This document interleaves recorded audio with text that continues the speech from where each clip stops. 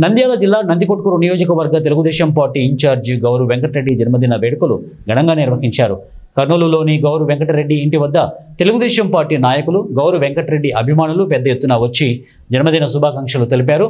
పెద్దపాడు గ్రామంలో తెలుగుదేశం నాయకులు గౌరు వెంకటరెడ్డి పుట్టినరోజు సందర్భంగా ఉచిత వైద్య శిబిరం ఏర్పాటు చేశారు.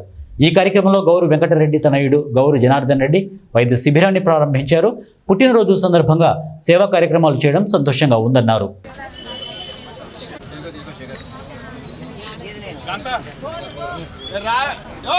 అందరికీ నమస్కారం. ఈరోజు పెద్దపాడు 36వ వార్డుకి మేము రావడం జరిగింది. ఇక్కడ మా కుటుంబ సభ్యులు అలాగే మా లోకల్ లీడర్స్ అయినటువంటి లోకేశ్వర్ రెడ్డి గారి ఆధ్వర్యంలో, అలాగే పెద్దపాడు టీడీపీ నాయకుల ఆధ్వర్యంలో ఈరోజు మా తండ్రి గారు గౌరు వెంకటరెడ్డి గారి పుట్టినరోజు సందర్భంగా ఉచిత వైద్య శిబిరాన్ని ఇక్కడ ఏర్పాటు చేసినాం జరిగింది. చాలామంది వృద్ధులు, వివిధ రోగాలతో బాధపడుతున్న వాళ్ళందరూ ఇక్కడ రావడం జరిగింది. ముఖ్యంగా ఈరోజు కంటి వైద్య శిబిరాన్ని కూడా అమూల్య హాస్పిటల్ వారి ఆధ్వర్యంలో ఇక్కడ మేము ఏర్పాటు చేసుకోవడం జరిగింది. కంటి వైద్యం అంత సులువైంది కాదు. దానికి చేయాలంటే మనకు చాలా మెషిన్లు కావాలి. అవి కూడా ఇక్కడికి వాళ్ళు తీసుకొని రావడం చాలా సంతోషం.